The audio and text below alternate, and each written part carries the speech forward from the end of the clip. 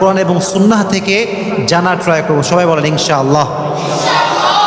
Women's right এটা অনেক জরুরি একটা বিষয়।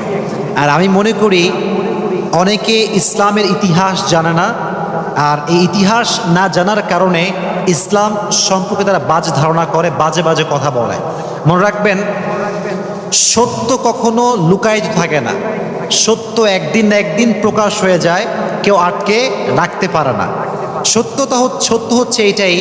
অনেকে বলে যে নারী নাকি ইসলামের সম্মান পায় না, নারীকে নাকি ইসলাম সম্মান দেয় নাই, নারীকে নাকি আল্লাহ তাআলা রেসপেক্ট দেয় নাই। এটা অনেক বড় মিথ্যা কথা, এটা মিনিংলেস কথা, এর কোনো ভিত্তি নেই।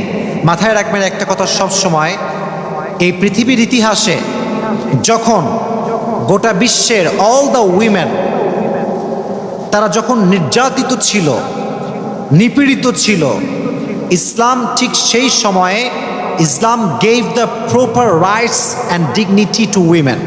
ইসলামই হচ্ছে নারীকে প্রকৃতপক্ষের মর্যাদা এবং সম্মান দিয়েছে। এজন্য প্রিয় ভাইরা একটা কথা আমাকে জবাব দেন তো, নারীর সম্মান ইসলামে কম না বেশি? অনেক বেশি।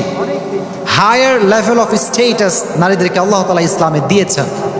এখন বাস্তবতা হচ্ছে এইটা। হ্যাঁ বন্ধুরা, আজকের ভিডিও কিন্তু এই পর্যন্ত। এরপরে কিন্তু আবার আমরা নতুন কোনো একটা ভিডিও নিয়ে উপস্থিত হবো। তাই বন্ধুরা, আমার এই চ্যানেলটাকে যারা সাবস্ক্রাইব করবেন তারা কিন্তু প্লিজ দয়া করে সাবস্ক্রাইব করে নিও।